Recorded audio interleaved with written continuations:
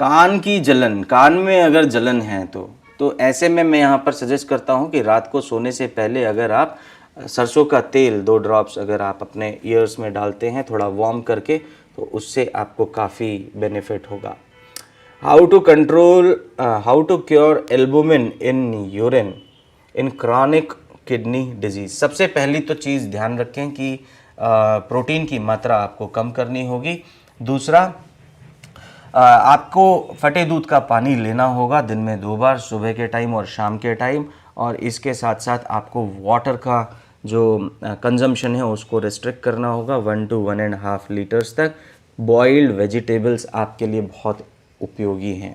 अगर आप boiled vegetables लेते हैं, सूप बना के लेते हैं उनका, तो वो आपको काफ़ी हेल्पफुल रहेगा और काफ़ी मदद करेगा। मेरी बेटी की एज 10 साल है, रात को मुंह खुली सोती है, क्या उपाय है? कोई नुकसान भी है इसके? अगर उसको कफ का प्रॉब्लम है और उसको ब्रीदिंग प्रॉब्लम हो रहा है नोज ब्लॉक के कारण, या जो नेसल पॉलिप्स होते हैं नाक में जिसके कारण नोज ब्लॉक हो जाता है रात को सोने के टाइम पे, तो ऐसे में मुंह खुला इसीलिए होता है कि ब्रीदिंग आसानी से ली जा सके। तो हो सकता है कि नेसल एलर्जी हो, तो मैं यहाँ सजेस्ट करूँगा कि अगर आप नीम के पत्तों का स्टीम इनहेलेशन लेते हैं तो वो काफ़ी इफ़ेक्टिव रहेगा। नेक्स्ट है डायबिटिक की एलोपैथी दवा के साइड इफ़ेक्ट्स की वजह से डायलिसिस शुरू हो गया है, क्या इसका कोई रोका जा सकता है? देखिए, डायलिसिस को धीरे धीरे ही हम विड्रॉ कर सकते हैं, क्योंकि ऐसे में आपकी बॉडी का जो इम्यून सिस्टम है वो बहुत वीक होता है, और जब आपकी किडनीज नॉर्मल तरीके से एलिमिनेशन का काम नहीं करती हैं तब डायलिसिस की आवश्यकता पड़ती है। तो यहाँ पर मैं चाहूँगा कि एक बार अगर आप रिपोर्ट्स भेजेंगे, अपने सोनोग्राफी रिपोर्ट्स, और साथ ही साथ आपका रीनल फंक्शन टेस्ट, उसमें creatinine, urea, uric acid, WhatsApp group link मैंने डिस्क्रिप्शन में दिया है, वहाँ से ज्वाइन कर सकते हैं आप व्हाट्सअप ग्रुप और व्हाट्सअप कर सकते हैं रिपोर्ट्स। वो देखने के बाद में फिर आगे फर्दर मैं आपको सजेस्ट करूँगा। मुझे IBS है, कच्चा खाने से ब्लोटिंग होती है, नींद नहीं आती है, सर प्लीज़ IBS पर एक वीडियो बनाएं, पहले जैसे हो सकता है, बहुत प्रॉब्लम है। ठीक है, यहाँ पर मैं आपको सजेस्ट करूँगा विनोद जी, जब तक मैं वीडियो बनाऊँ तब तक के लिए 2 चीज़ें आप इस्तेमाल करें, IBS के लिए बहुत इफ़ेक्टिव है। जब कॉन्स्टिपेशन का प्रॉब्लम हो आपको, तो उस दौरान आपको बटर मिल्क, छाछ का एनीमा लेना है, और जब आपको डायरिया का प्रॉब्लम हो उस टाइम पे आप बॉइल्ड एप्पल कंज्यूम करें, ये बहुत इफ़ेक्टिव है। और वैसे भी अगर नियमित रूप से बॉइल्ड एप्पल आप कंज्यूम करते हैं तो IBS की प्रॉब्लम के लिए बहुत इफ़ेक्टिव है। तो ये ध्यान रखें, आप इसका कंजम्पशन डेली कर सकते हैं। Is Neem benefit in kidney and liver problem? Liver problem के लिए तो बहुत बेनिफिशियल है, और जब आप वाटर कंजम्पशन करते हैं नीम का तो आपका यूरिन आउटपुट भी अच्छा होता है, और जो यूरिन में जलन होती है वो नहीं होगी। बहुत टाइम जिनको यूरिन में जलन होती है, यूरिन इन्फेक्शन होता है, UTI की प्रॉब्लम होती है, उन लोगों को हम लोग सजेस्ट करते हैं कि आप कटी स्नान लीजिए। कटी स्नान नीम पानी का अगर होगा तो उसमें आपका जो UTI का प्रॉब्लम है वो कम होगा। तो नियमित रूप से अगर आप घर में ले सकते हैं तो फाइन, अगर UTI का प्रॉब्लम है तो, पर किडनी के लिए काफ़ी इफ़ेक्टिव रहेगा। तो किडनी प्रॉब्लम और लिवर प्रॉब्लम दोनों के लिए बहुत अच्छा है। मुझे पेट के दाईं तरफ दर्द है और शोल्डर पेन है, कोई उपाय बताइए। प्रमोद टंडन जी, मैं आपको यहाँ पर रिक्वेस्ट करूँगा कि अगर आप ऑयल कंप्रेस करते हैं, ऑयल कंप्रेस का जो प्रोसीजर है मैंने काफ़ी वीडियोस में एक्सप्लेन किया है, एक बार फिर से आपको मैं बता देता हूँ, आप नए हैं हमारे चैनल पर, कि अगर आप ऑयल कंप्रेस करना चाहते हैं तो ऐसे में क्या करना होगा। सरसों का तेल थोड़ा सा गर्म कर लीजिए, उसको पहले आप शोल्डर पे लगा लीजिए, जहाँ पर दर्द है, दर्द की एरिया पे। तो आप अगर शोल्डर पेन है उसके लिए पहले बता रहा हूँ, तो आप सरसों का तेल लगा लीजिए, उसके बाद पॉलीथीन से उसको कवर कर लीजिए। पॉलीथीन मतलब प्लास्टिक बैग से आप उसको कवर कर लें ताकि वो इंसुलेट हो जाए। उसके बाद में गर्म पानी की थैली ले लें, उसको रखें और ऊपर से टॉवल या कंबल को आप जो है लगा लें। तो इससे क्या होगा कि वहाँ पर ब्लड सर्कुलेशन अच्छा होगा, मसल्स रिलैक्स होंगी और ब्लड सर्कुलेशन ज़्यादा होने से वहाँ पर हीलिंग प्रोसेस अच्छा होगा, न्यूट्रिशन कोशिकाओं को अच्छा मिलेगा, जिससे कि आपके शोल्डर के पेन में काफ़ी हद तक आराम होगा। अब बात करते हैं जो पेट के दाईं तरफ आपको प्रॉब्लम है, तो ऐसे में सेम प्रोसीजर रहेगा, पर यहाँ पर ऑयल जो है वो चेंज हो जाएगा। यहाँ पर कैस्टर ऑयल का इस्तेमाल करना है। कैस्टर ऑयल एप्लीकेशन करके आप सेम प्रोसीजर करिए, इसमें आपको काफ़ी बेनिफिट होगा। 20 मिनट्स के लिए ये प्रोसीजर आपको करना है। How to treat haemorrhoids, piles का प्रॉब्लम है। पाइल्स की प्रॉब्लम ठीक करने के लिए सबसे इम्पॉर्टेंट है कॉन्स्टिपेशन को ठीक करना। पेट साफ तो बीमारी माफ, याद रखिएगा इस बात को। और पेट साफ करने के लिए कॉन्स्टिपेशन का वीडियो है, वो आप विस्तार से देखें, सर्च करिए, हमारे ही चैनल पर अवेलेबल है। पूरे डाइट प्लान के साथ में मैंने उसमें एक्सप्लेन किया है कि कॉन्स्टिपेशन से बचने के लिए क्या करना है। पेट साफ तो बीमारी माफ, याद रखिएगा। अगर इसका इस्तेमाल करेंगे, उसमें जो मैंने डाइट बताई है कॉन्स्टिपेशन में, अगर आप उसका इस्तेमाल करते हैं तो आपको कॉन्स्टिपेशन का प्रॉब्लम नहीं होगा, उससे हेमोरॉइड्स का प्रॉब्लम ठीक हो जाएगा। कटी स्नान का ट्रीटमेंट बहुत इफेक्टिव है हेमोरॉइड्स में, तो ध्यान रखें, आपको गुनगुने पानी में, टब में गुनगुना पानी भर के आपको उसके अंदर बैठना है। 15 से 20 मिनट के लिए अगर आप बैठते हैं तो वो काफ़ी इफेक्टिव रहेगा।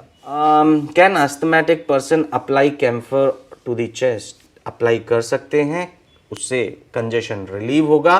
पर अस्थमैटिक पेशेंट्स के लिए सबसे इफेक्टिव ट्रीटमेंट मैंने बार बार सजेस्ट किया है, वो है आर्म एंड फूट बाथ।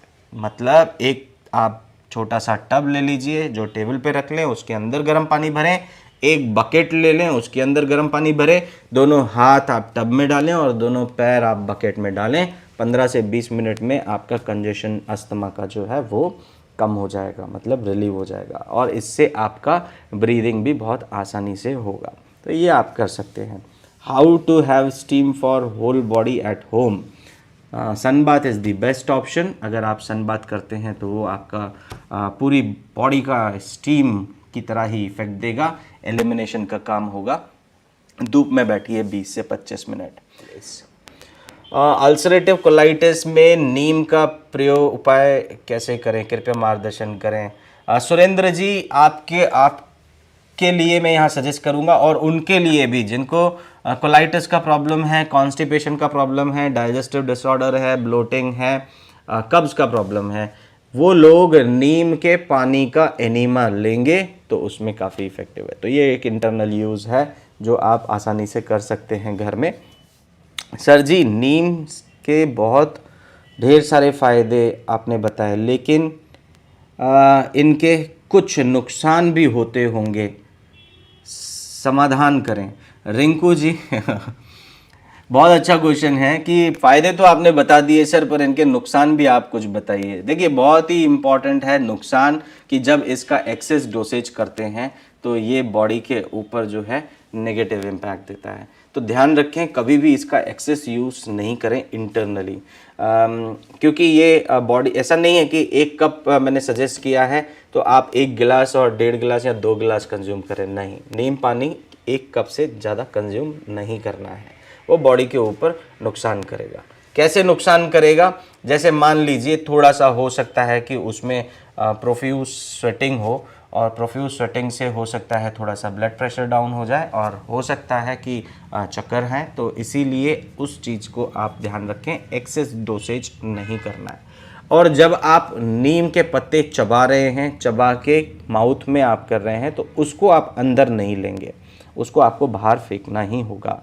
ये ध्यान रखें कि ऐसा नहीं कि नीम के पत्ते खा लिए, नहीं, नीम के पत्ते का जो डिकॉक्शन है, जो वाटर कंजम्पशन है, वो कर सकते हैं।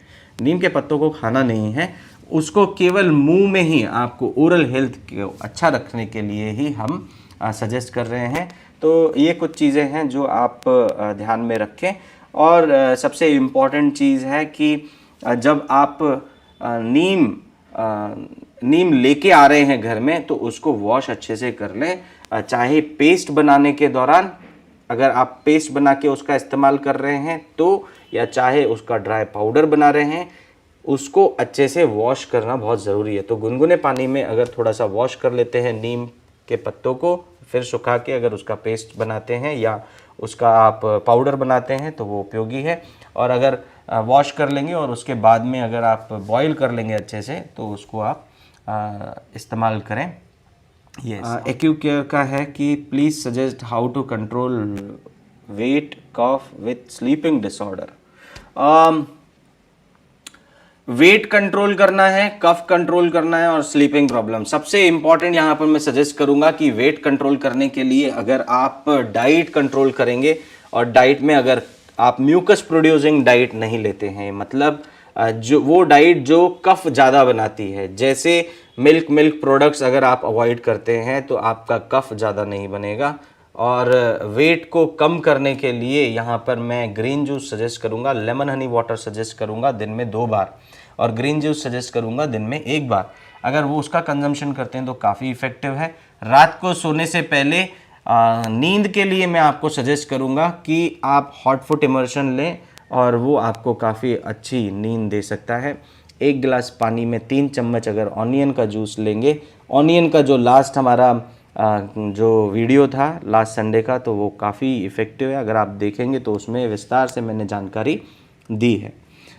इसका प्रयोग करेंगे तो तीनों प्रॉब्लम्स में जो है वो आराम होगा।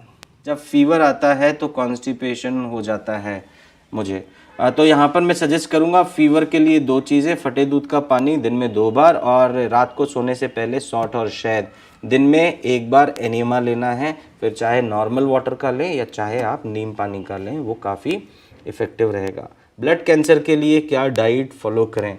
अपक्व भोजन अगर आप फॉलो करते हैं, उसके साथ में वीट ग्रास गेहूं के जवारे का जूस अगर आप लेते हैं तो वो काफ़ी इफ़ेक्टिव है, उसका प्रयोग आप कर सकते हैं। How to use neem dry powder.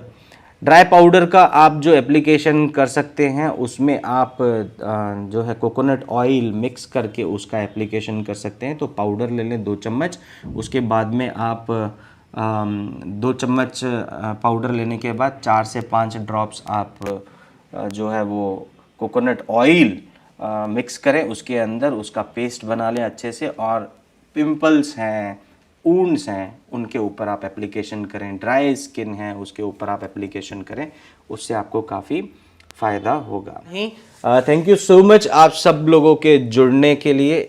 आप लोग बहुत ज़्यादा प्यार देते हैं मेरे को, मेरा भी फ़र्ज़ बनता है कि मैं आप लोगों को अच्छी अच्छी जानकारी लेके आऊँ और आपसे शेयर करूँ। आज के लिए बस इतना ही। Thank you so much.